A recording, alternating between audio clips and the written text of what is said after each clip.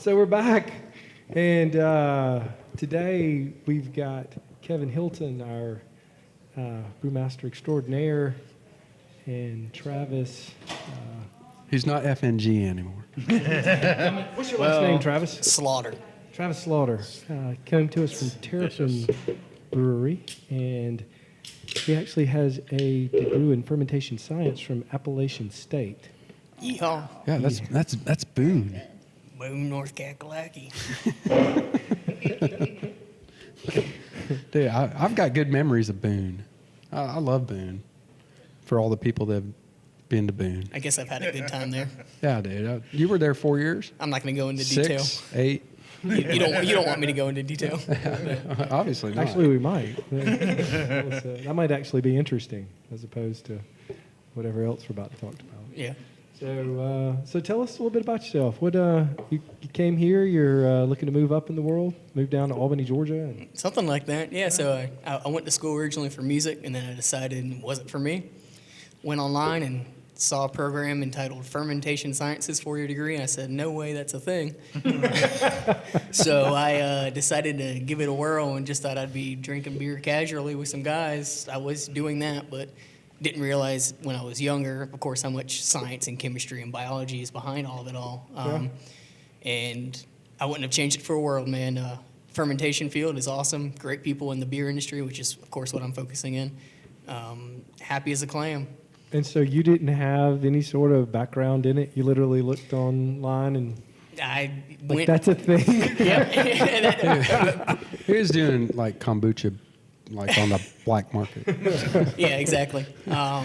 Which we did. It Hemp wasn't. oil kombucha. Yeah, it wasn't just alcohol studying. We did all facets of fermentation, which was really cool. Food and non-alcoholic kombucha. As funny as it may be, yes, kombucha. I made a lot of kombucha while I was at college. So super fun time. Yeah. Now tell us. So speaking of that, what is kombucha? Is that something we want to make at the brewery, or is that Well, that's they have any health benefits? it's a bunch of probiotics. Were you not in like podcast like 8 with Jennifer Harris? Actually, I think y'all started that one before I got there. Actually, we did. And you mysteriously show up through the magic of editing. There you go. Boom. He's there.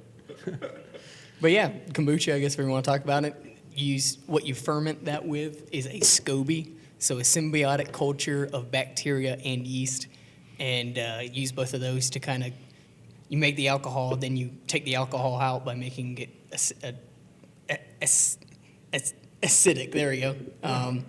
But that ferments both out and kind of makes a very low ABV. There's always like a trace amounts usually in kombucha. So those of us who don't know, including me, what's the difference between that and our sour beers? So the kombucha, like I said, has a low ABV. There's almost no alcohol contained in the kombucha.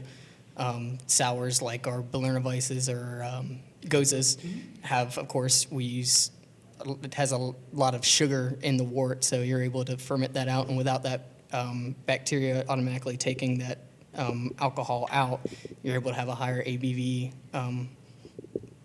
drink. Yeah. Yeah. So it's not kombucha is not secondarily fermented, right? Or is it? So it's fermented. Well, maybe let me confuse you as much as I possibly can. Yeah. So kombucha, you make the wort or whatever you call it. It's a whatever tea. you're gonna call it, your tea, and then you add a lactobacillus, right? Well, it's Scoby. a SCOBY, so it's this nasty. multiple different bacteria. So it's this nasty looking patty thing that floats in It's some like a jellyfish. Yeah, some people. So you add your jellyfish. Yeah, you add your little jellyfish. Some people. It's maybe lactobacillus, several different kinds. Yeah, Lactobacillus a bunch reuteri, of and- bacteria yeah. as Okay. well as yeast. Right. Okay. And that will take the sugars, make alcohol, make acid. You make the acid, the lactic acid, which gives it the characteristic taste. And so then, but if you had a high sugar, so you're saying if you had a high sugar content tea, then it would actually make something similar to beer. You could, yeah. Yeah. Yeah, And that's they're doing that out in Denver and all those kind of all the hippie communities that are still around. They're delving into that of higher ABV kombucha beverages that are taking off, but it's not really a nationwide thing right now. It's kind of tricky when you get into the alcoholic beverage retail side of it. So it becomes much more of a harder product to sell if it has No actual alcohol. yeah. When it has no alcohol, it's easy. You just put it on the shelves and people drink it. But yeah, I mean, with the state of our laws, it's it makes so it makes it tough. Yeah. Use the SCOBY over and over again, correct? Yeah. Yeah. Yeah. The mother SCOBY. Yeah, it's the mother. Yeah. It's like a Do you name it? Well, you, Because I would, you I can. would name it. I'd name our Scooby Eric. nah, you name it Scooby. The Eric Scooby. Scooby Doo. Scooby Scooby. Scooby Scooby. Well, some Our people Scooby Snack. some people eat their SCOBYs, so sometimes That's true. it's hard for people to name something that you're going to eat. So Awesome. Moving on. Yeah. So speaking Wait, of new products. Yeah, can we just ask Travis real quick a little bit of his musical background? What kind of band he was in before he joined us? oh gosh. All right. So I did a bunch of musical stuff. I'm a percussionist, so a drummer. Basically. I thought you were a little shifty-eyed. Yeah. I play a bunch of other stuff too, but the drumming is my main. If you can't tell by just how I look, I'm the drummer. Yeah, that's cool. And you got both your arms. Yeah, exactly. Yeah. Yeah. But I did reggae for a while. That's just wrong. Only my friends would get that joke. Yeah, I get you. But did reggae, blues, classic rock. What I ended up doing for the longest time was jazz. And then the band name was Max Levy and the Hawaiian Shirts. Awesome. So we had the best, we just showed up with a Hawaiian shirt, played some jazz. The most comfortable outfit to be wearing when you're playing jazz, to be honest, You can't tell if you spill stuff on it. Yeah, exactly. That too. Or you're sweating so much that it's just, Exactly. But good times with the jazz band, with our Hawaiian shirts, played all over North Carolina. Oh, brilliant. Just swinging. That's how I live my life too, is swinging. Where were y'all? We all mostly like the college tours, or So we played, we're located in Wilmington, North Carolina. That's where I was kind of raised, was Wilmington. And then from there, the years, trust me, the first couple years playing, you didn't make a lot of money, and you kind of just were looked at funny. So you made a lot of money toward the end. Yeah. That's why he's a brewer now. Yeah. The last couple years was good, but Oh, he was rolling in it. yeah. You know, I'm giving that all up. Gonna move to Southwest Georgia. Yeah. The best Got a year, great beer program down there. yeah. The best part of it with my last year playing like full time was my brewing internship too. So I brewed in the morning and then played gigs at night. oh, wow. So you would go, but very fun. Yeah. Very, very fun. Very, very Like I said, wouldn't change a thing for a world, man. So No, no doubt. It brought you here. We're glad to have you. there we go. Maybe I'll find a band here eventually. Yeah, man. We'll make We it may, all. we may know people. There we go. You know any Metallica? Give me fuel, give me life. Somebody in the background's like waving at you, so maybe there's an opportunity there. There you go. Yeah. So May the 4th be with all of y'all tomorrow, and we got some new beers coming out. We've been working on several projects, and I think last time we talked, we had the barrel aging that had just started. So fill us in on what news going on in the brew house and where it's headed. It's headed up in volume.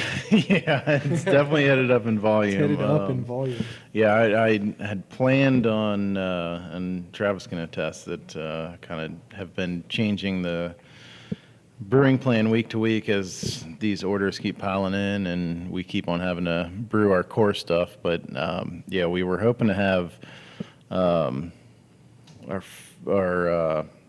hands in a couple more projects by this point, but we just had to push them back for the sake of production, and they're still there waiting to be brewed. And we've got two more of the kind of extensive aging program beers coming up, and we did an Imperial Stout, which is part of our Star Wars release, is the Imperial Walker Station Stout.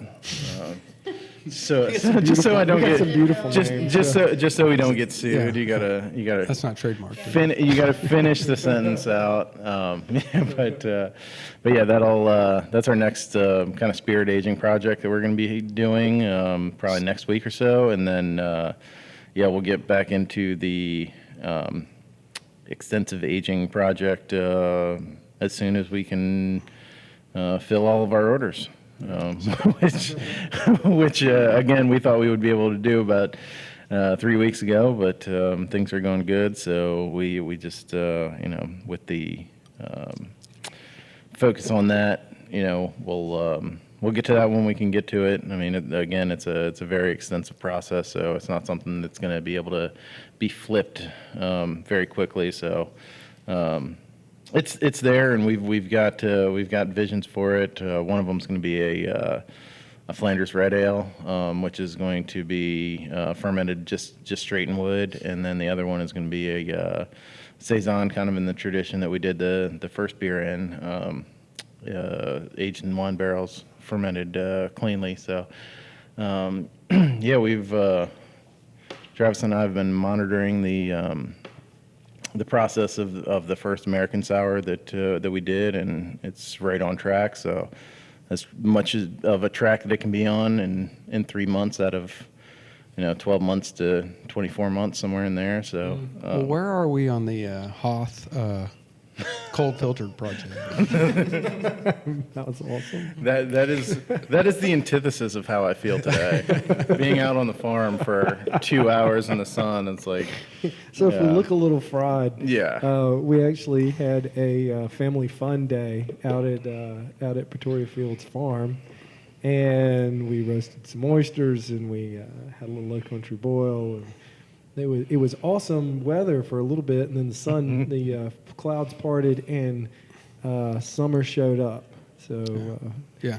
so Kevin looks a little burned. Yeah, I know. I'm still getting Travis used to looks a Georgia. little burned. Yeah, you guys need to invest in some SPF like 75. If you're gonna live here, When you get out there at 9:30 in the morning, and it's beautiful, you don't think about in 3 hours and that's three just- beers that's later just- how that's it's just going to poor feel. planning on your part. Yeah. Oh, No, 100%. Oh, yeah. You're right. My plan is just to grow hair, so I don't have to worry about. That's right. Yeah, Yeah. we'll be good. Let that beard creep up Yeah. a little bit more. Yeah. None of my brewers' faces were burned. That's for sure. Yeah. Don't have to worry about that. So we brought 2 beers out there. We had about, as our business has gotten bigger over the past few years, we had about between 70 and 80 employees out at the farm. We brought 2 beers, Rye Charles. That makes the and- brewery sound really, really big. It does. Had 80 employees. Yeah.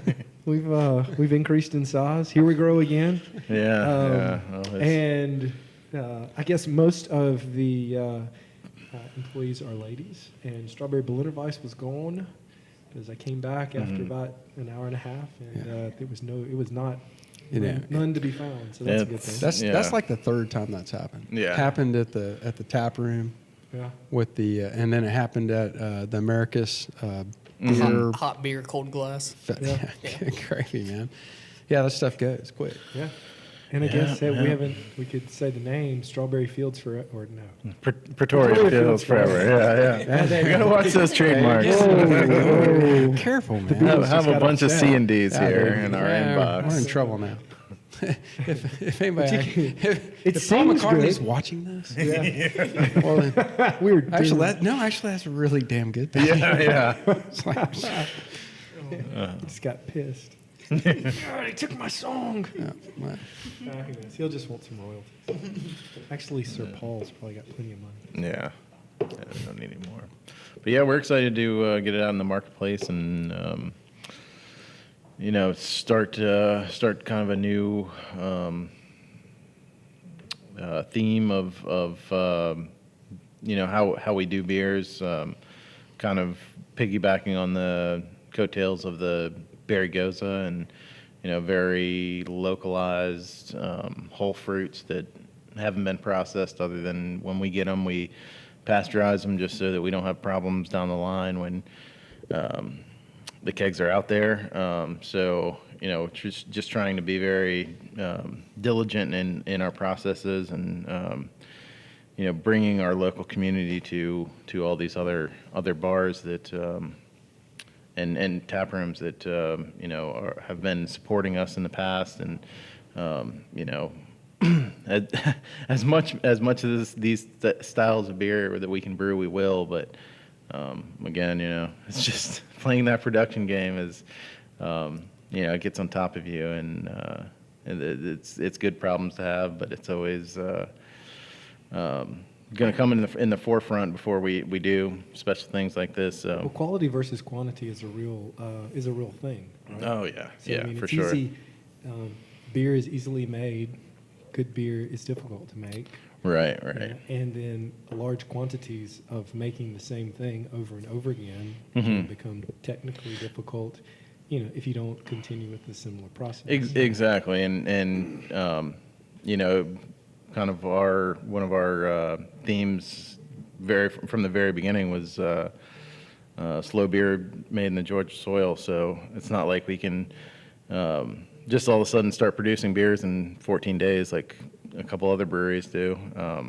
We have our process, and we know how to get to the end product that we want to be conveyed to everybody through our farms, and we're going to stick to that. And if it means that we're a little bit slow one week or another week as far as getting beers out to the people that want it, that's just how it's got to be until we can logistically figure out ways to speed up our processes without messing with our quality at all. And so I really liked talking to you the other night. We were talking about you now are in charge of several other brewers, and they're all clamoring to make one new beer after another, but coming up with the story behind it. So that's an awesome thing. I think that is our story, because we're so ingredient, and not saying that everybody else isn't, but we literally are a farm, and we have our products that we have to choose from, and so coming up and telling the story of how those things grew, or where they came from. Yeah, I mean, that's not only does it help local businesses, local farmers, and people that we want to support, but it also just makes better beer too. And I had some feedback as to why are you sinking all your time into processing these fruits when you can buy them already processed, and everybody does that, and we don't want to be everybody. We want to have our South Georgia flavor, our terroir, come through in our beer, and we're not going to go to Walmart and just pick up some strawberries or limes or whatever fruits that we want to use at that time. We want to do our due diligence and find farmers that are growing the best stuff in our area, and use that in our beer rather than just what's easy and cheap. Yeah, I know some serious loquat farmers. Those guys grow loquats like nobody's business.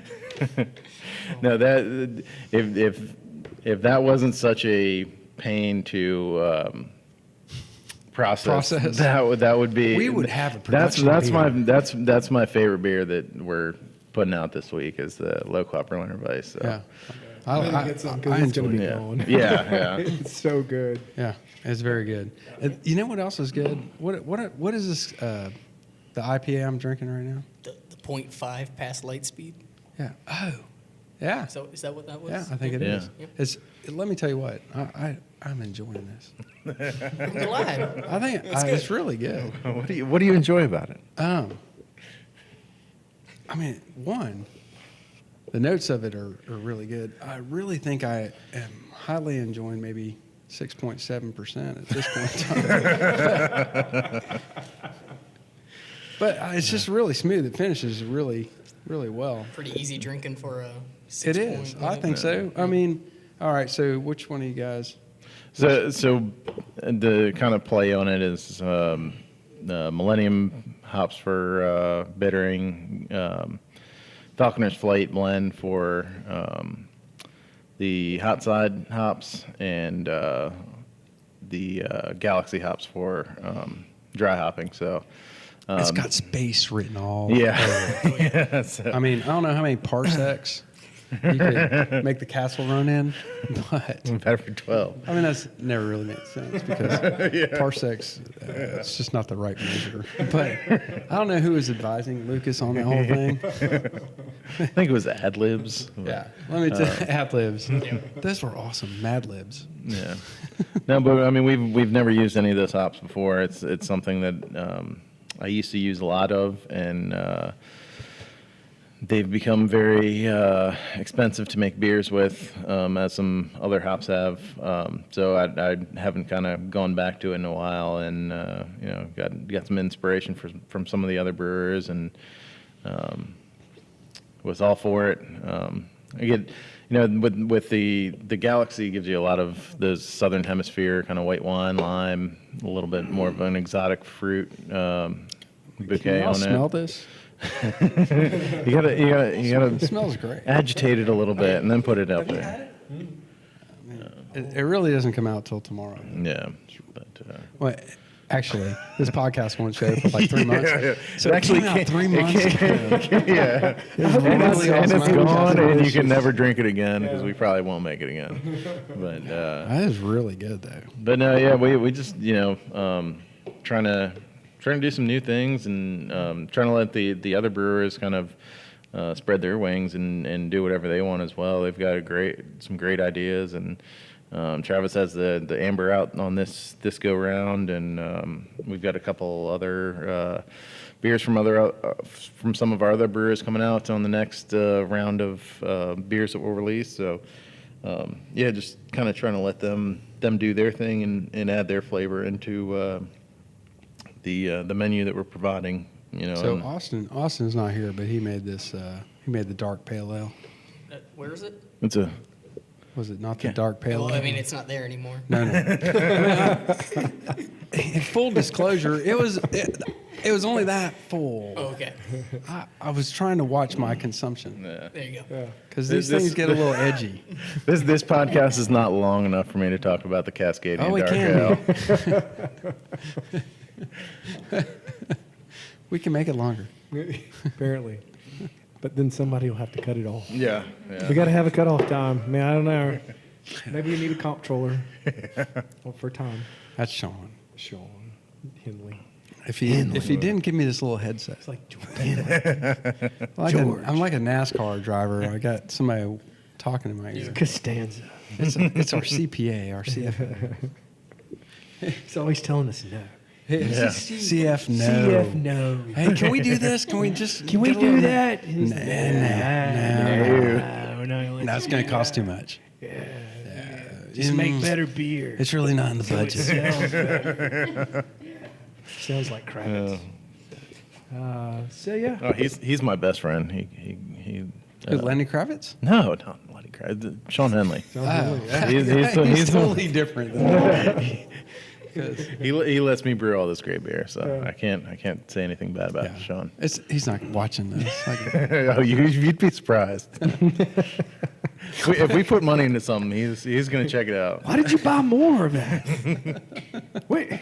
Guys drink too much beer on that podcast. You know how much those Galaxy hops cost? Oh my gosh. God, you couldn't just make it with Huguenot. Gonna make all of his noises. No. We should get like some of those, like the thing where you hit the buttons and they can be Henley's Oh, yeah. noises. A little soundboard. Yeah, a little soundboard. That would be awesome. Henley, can we have no? This might get a little off the reservation. Yeah. Good man, though. Good man. So, Healy, so one of the things is moving forward and getting with the farm, and the farm was beautiful today. Like it's perfect time of year because it's right in the spring, and all of our blueberries and blackberries. We should pick blueberries in the next couple of weeks, and then we should have blackberries 2 weeks after that. So, which brings up the strawberry Blenderweiss. I mean, so it's a good transition. I mean, this year we had a great problem. We all of the blueberries and blackberries that we produced last year for Georgia's, as far as I know, Georgia's only organically produced berry goza, Georgia made, Georgia grown. We sold all of it. No, we did sell a lot. Yeah. So we sold all of it. So we were out. We were pretty much out of it for a few weeks. And so then what did we? What? So I guess that's our strawberry blender vice. We sourced these strawberries from Farmer Fredo, and you came up with a recipe. Yeah, so the Southern Grace Farms is where we got them from. We unfortunately are just a little bit too far south to be able to grow strawberries ourselves. We've tried, and we just get basically it gets warm enough where they think that everything's good to go, and they're going to start making some berries, and then we get a freeze, and then they'll die.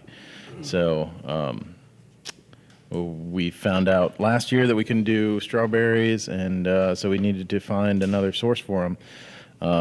Luckily, yeah, we work with Farmer Fredo very frequently, and we tried out actually strawberries from a few different people, and we found out that I'm sorry, we actually tried Southern Grace. That was the first iteration of the strawberry Berliner Weiss. We did a second iteration with non-organic strawberries, and that wasn't quite up to par. And then we finally found a farmer that had both really great juicy strawberries and the quantity that we needed at the time. So it was kind of It's like a lot of pallets. yeah. It took us a long time. You hand cut them. It was a lot of cutting. Yeah. That was the most commented Now, why would post you that I hand had. cut them instead of just? Yeah, why don't we just use syrup? Syrup. Well, Did we just talk about that? again, yeah. Maybe we did. Yeah, well, and not that people aren't making great beer with the purees that are out there, but it's very homogeneous puree that you're going to get the same flavors out of. And I've worked with them a lot in my past, and they just don't translate through the biotransformation of the secondary fermentation that the beer goes through to really get that clean, juicy, and authentic strawberry flavor. I mean, it always kind of tastes like syrup or jam or something like that. So, What is terroir? terroir. Yeah, what does that mean? So that's just the flavor of the land, whatever that means. It's often Yeah, go ahead. it's often used in the wine world, Right. Especially over France, Italy. It's everything where those grapes are grown that those grapes make up that wine, of course. So it's the soil. Some people even go as far as saying it's the winemaker in the region that Sure. will attribute to that final wine's character. But it's everything: the sunlight, the elevation, anything you can think of in that area, the lay of the land. That's what's coming through in your product. Yeah. So. Well, I like to think about it in terms of our rye because I think rye is usually grassy, and I think ours is less grassy, and it really mixes with the taste of the hops for our Rye IPA. I mean, it's That's how I it think was it's developed. different, yes. It's a little bit more nutty rather than spicy and grassy, so it just plays better with hops too. There's a lot of rye IPAs out there that's just it's very intense because you're balancing spice with other spice from hops, and those things just accentuate themselves rather than complement themselves. So, I mean, we got lucky with how ours turned out, and we could basically kind of take a blank slate of this little bit of nuttiness that the rye provides, rather than trying to compete with the spiciness and trying to dull that out and get your hop flavor and aroma through that, rather than just kind of working with like I said, a blank slate of being able to say what kind of aromas do we want out of this beer, and it was a lot easier than having to compete with that super spicy and very distinct flavor. So, right. Well, it's a good understanding of like what our local ingredients are and how we're sort of molding the beer to fit to the feel of the local ingredients. So how is the blender Weiss is actually pretty similar to how we do our Goza, right? So can you tell us a little bit about how it's similar, how it's different? Yeah, so it's a little bit more than 50% wheat based. It's a combination of malted wheat and our unmalted wheat that we've had from the farm from last year. So that was the 2018 crop that we're on now, and so you get a little bit of terroir from there, and then we pretty much the first 90% of the brewing process is the same, and we're just not adding the coriander and the sea salt to it. But you're at risk. What's that? You're at risk. A risk? Yeah, a goiter risk, probably. You can get those supplements elsewhere. You don't get your iodized salt. You could very easily. Salt, there's no you got to iodine. drink a Goza before you drink a Berliner Weiss. Then that's So we're not that's how we'll iodizing market our it. salt. Yeah, we're not. So It's- we're it's- all at risk of it's- goiters it's- all the time. Himalayan pink sea Is salt. that why you grow the beard so Yeah, it's deep? the best way to cope with The it. best way to just cover it up. Yeah. Nice. I like that. I'm sorry. I did not mean to interrupt. No. I No, mean it's good. that's basically it. I mean that's we try not to reinvent the wheel with anything that we're doing, and just do things subtly and tastefully and locally, and as much in line with the community as possible. And that's kind of our ethos right now, and hopefully it'll continue to be as we work with more farmers from across Georgia, and we spread our wings a little bit, go down to Florida's got some great citrus fruit, and keep hearing of these mangoes that are grown down in Florida that I'd like to play with. There's some interesting stuff over in Alabama too. So, branching out a little bit without, going commercial with it. Staying, that oxymoronic, like, think globally or think locally, drink globally, or whatever. It might be the other way around, but whoever we deal with, we want them to be involved with the community in some fashion, and have a purpose for using their ingredients in our stuff as well. Yeah, very good. So obviously one of the things I'm interested in is health. So I think the fermentation science part of that comes into play. We've talked a lot about really creating a story around each individual ingredient, and starting to put those out. So and growing some of those ingredients, hopefully organically, and then making the story of our beers around those things. I think one good one is the Dandelion. Dandelion, is it an ale? I don't even know. Dandelion saison. The Dandelion is a farmhouse. Yes. Farmhouse, Yeah. okay.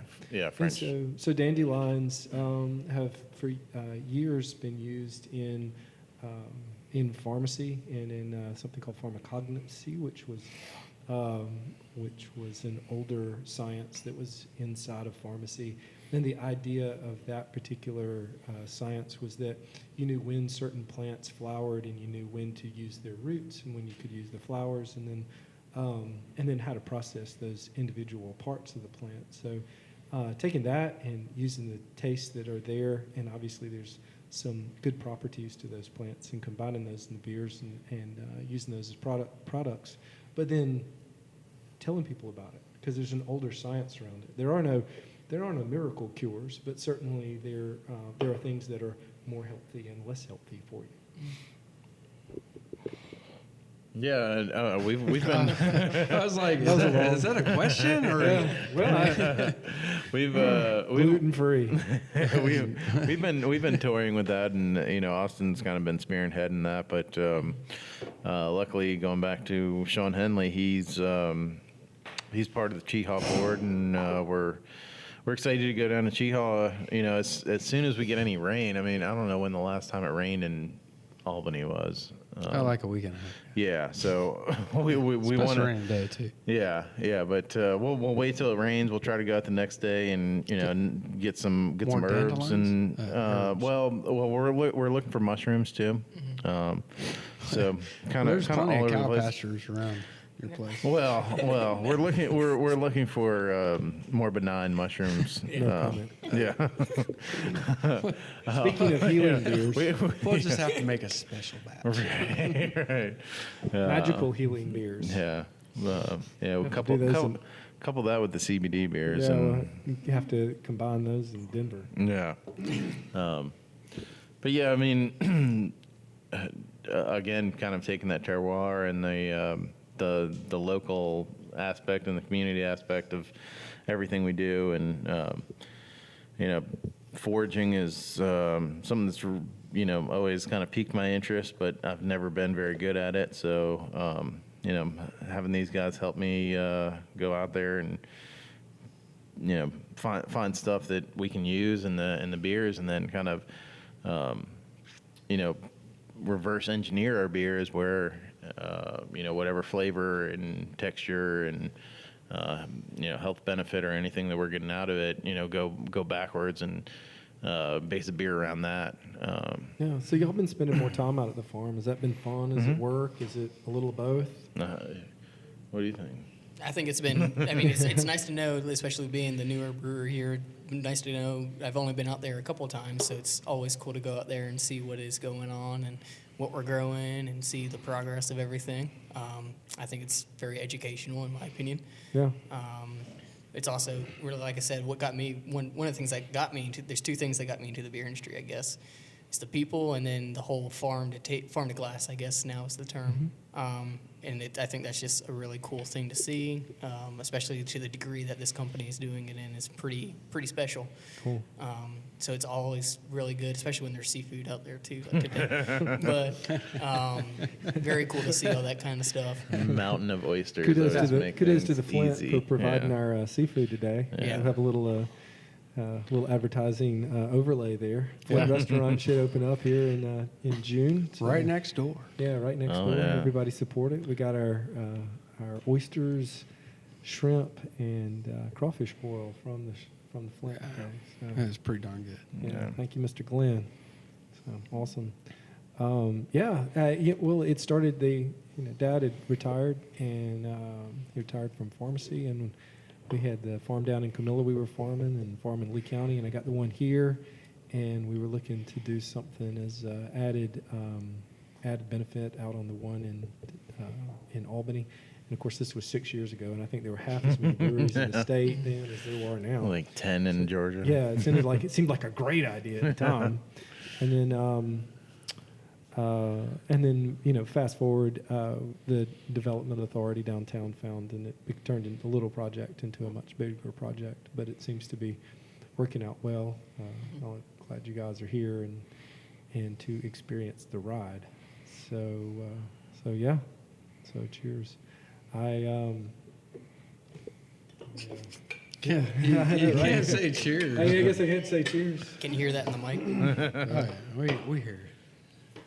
There you go. And I think our most important part of what we do is continue one, to be true to what we said we were going to do, which is organic, fresh, sustainable production, good water quality, and always touting our water quality, and then the health benefits of organically produced ingredients, and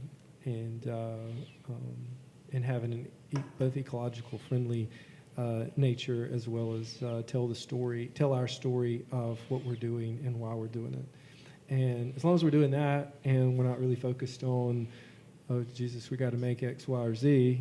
We got to focus on, we're making these products because this is the best thing to make, and these are the best. This is the best quality, and this is where we're going to do well. If we stop telling that story, then we won't do well. And so that's Exactly. I think that should be and continue to be our mantra. Why are gluten-free beers hard to make? I get that question all the time, by the way. So this is why yeah. They're not really harder to make. It's just gluten tastes good, quite frankly. It's like, why? That's what Mr. Belusco says all the time. Yeah, no, I mean, I get the, It does and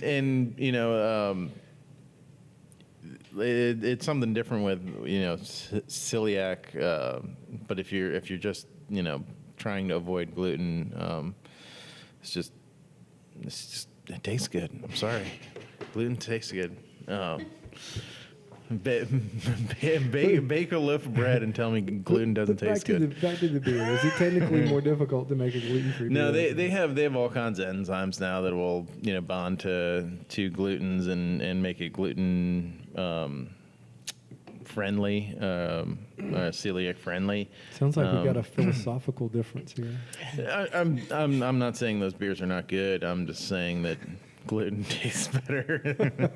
But it's something that we can explore, and one of the things that gluten does do for beer is add the body, and that's one of my favorite parts about beer is kind of the mouthfeel that you get from it. That I think is one of the reasons why I've never been too inclined on white wines and stuff like that. It's very, very thin and fleeting. And when you get especially an IPA with just that right amount of body, it just kind of translates some of those flavors,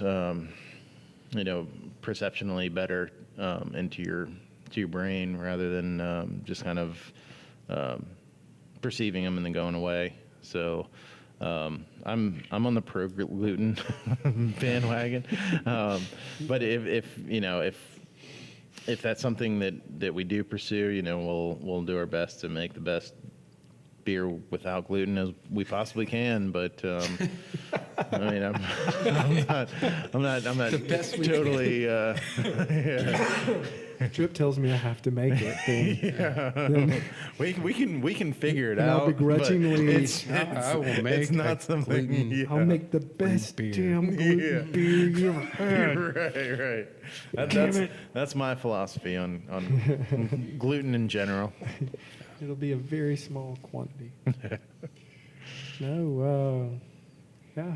What else you guys got? What else is new in the brew I house? can't believe you're for a lack of words. Yeah, I know. Well, it's been a long day. It has. I think you were in the sun too long. I know. It definitely was the sun. You guys look drained. Yeah. I was there need too. like 9 more cups of water. So much more lively. Yeah. And Nikki looks great.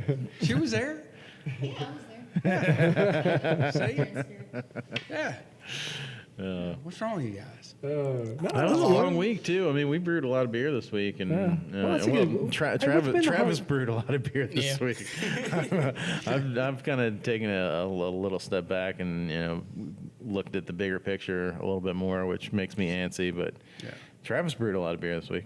That's Oh, when He's got an excuse. You went out to Denver. Tell us about Denver a little bit. you're still in I forgot about that. Yeah. Denver is just it's borderline too much, and it's scaled way back since 5 years ago when I went there. But it's just a great microcosm of the beer industry where they've come to a place where there's no mediocre beer out there anymore. It's all great beer, and even some of the great beer has gone away. One of my favorite places closed down in the 5 years that I hadn't been out there, and so it's not even enough to have great beer anymore. You have to give great beer and an identity. and get Thor.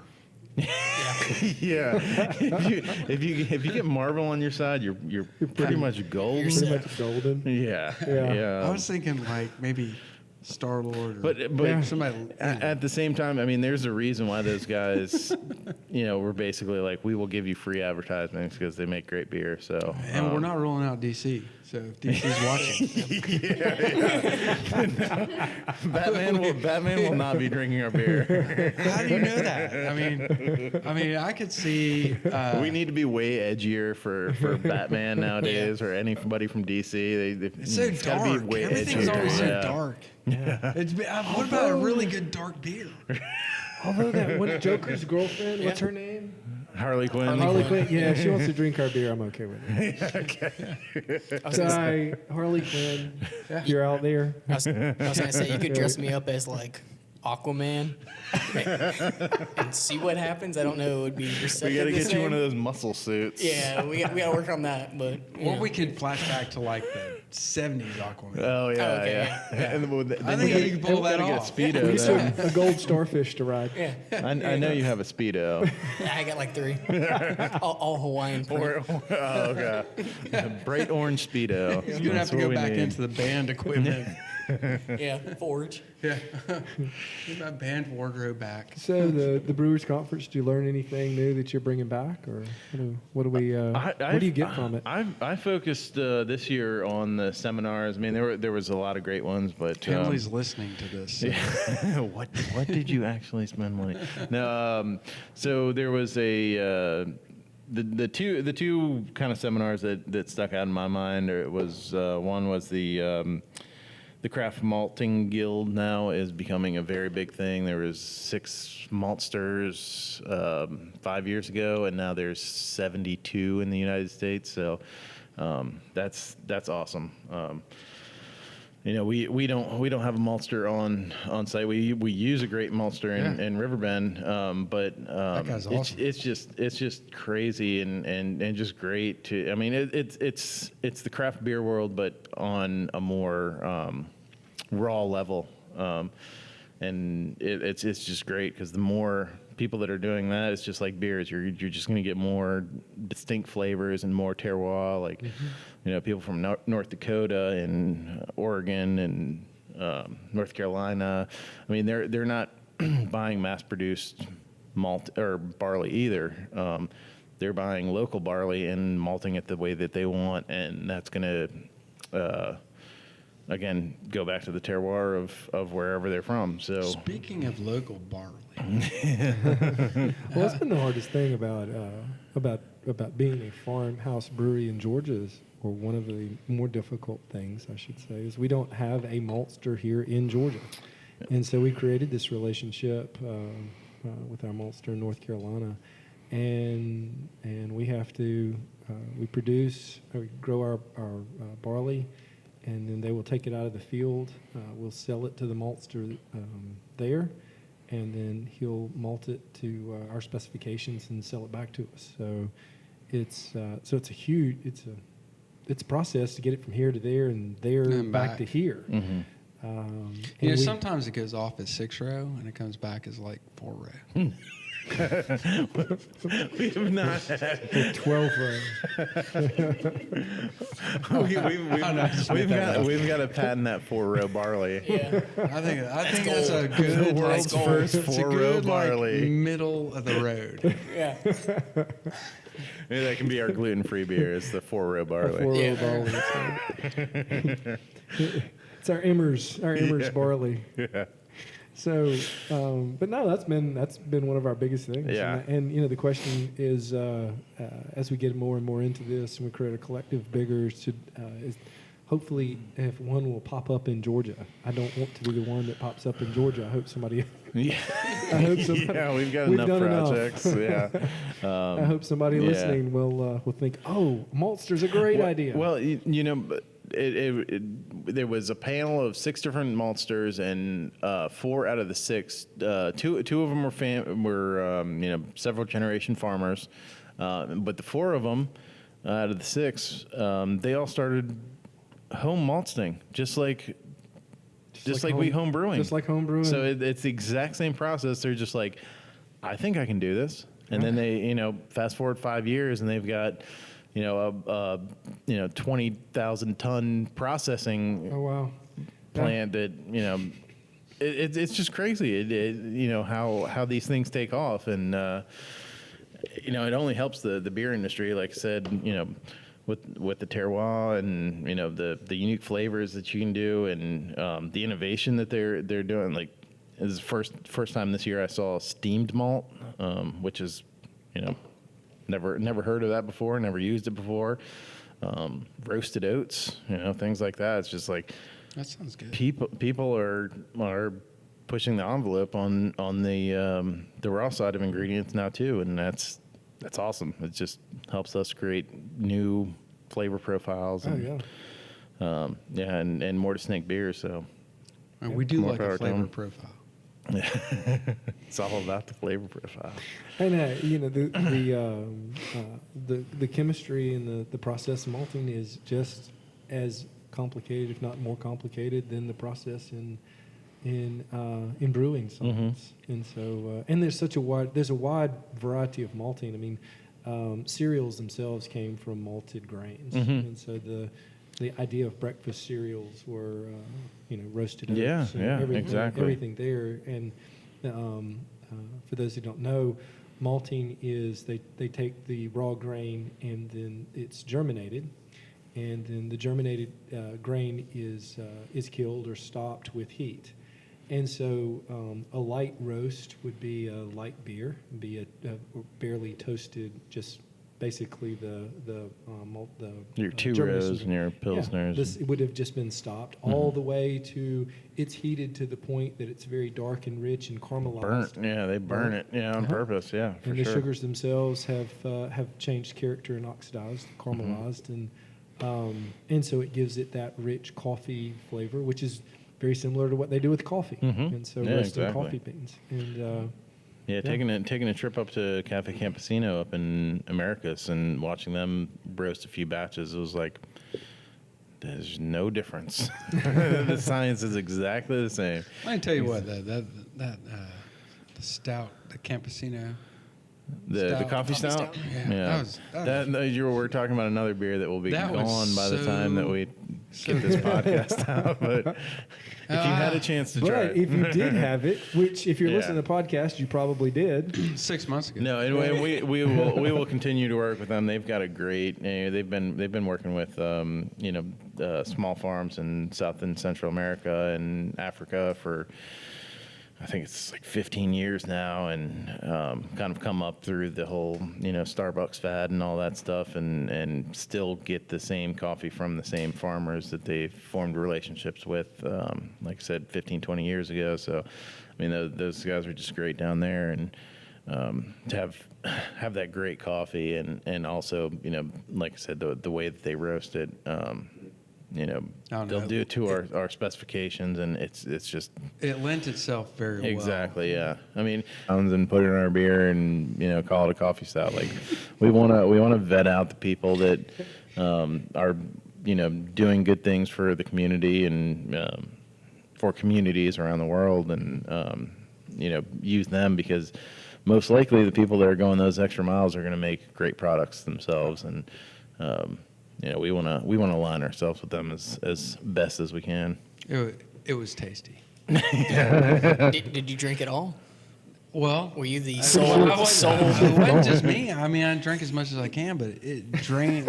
I mean, in that VIP tent, It went. Yeah, it went, and so did that Starberry Berliner Weiss went too. I mean, and I don't know. The interesting thing to me. Fields forever. Well, the interesting thing to me is, so a lot of the people in that tent, they were other brewers, people from other breweries. It wasn't, I mean, the public was there, which was cool, but they didn't, I mean, it was other breweries that came in and they drained our kegs. So that's cool. That's I thought that was great really neat. feedback to have. Yeah. It's a good feeling too. Yeah, and some of my favorite, that's always a great feeling when you're a fan of somebody else and they come up, and they say you make good beer, and that's always a good feeling. But it's not really what we strive for, is to appease a certain class of beer drinker. We just try to make the best beer that we can, and again, use the best the chips ingredients that we fall where can. they Yeah, of course, yeah. I mean, you're never gonna make a beer that everyone in the world likes. So, just don't even try to do that. Just make the best beer that you can. Some of the best beers I've made, I've had people straight up tell me that they don't like it. I've had beers that I thought were, okay and not really my style, and people love them. So don't, getting caught up in other people's perceptions of what your beer is. Everybody's palate is completely different. Yeah, exactly. I've learned that. And I'll tell you one thing we've done. We've taken the lupulin threshold for Southwest Georgia, and we've increased it. We have You're knocked- absolutely right we on have that. knocked it I mean, up at least 3 standard deviations. people used to macro beers Yeah. have like now experienced beers that actually have body Yeah. and are really tasty. Yeah. And it's nice to see those people start to appreciate different beers. Right. I'll say it that way. Yeah. Yeah. Yeah, no doubt. I mean, I'm not taking anything away from. Hey, we're about to brew a San Diego lager in Albany, Georgia. How about that? Ooh, tell us about that. Is that SeaWorld lager? Longer. That's about as much Yeah, it's made with as I'll go into. Jail. But yeah. Yep. Not anybody from Georgia. Somebody from San Diego. They figured that their lager is better than anybody else's in Georgia, so they're gonna macro that beer up and All right, baby. shove it down your throat. Let's do it. Wow. But, I didn't but- know that. Yeah. Something No, enlightening. it's on the come up. But those things take like 3 months or so to brew. They do lager them extensively. He'll give them that. But yeah, you can have a freshly brewed San Diego lager from Albany, Georgia. San Diego Zoo is awesome. There's a lot about San Diego that's awesome, but it's I love the whole Del Mar area too. it's only 2,600 miles away though. That's true. So it's a good point. Light lagers are technically difficult to make, right? Yeah, no, and I mean.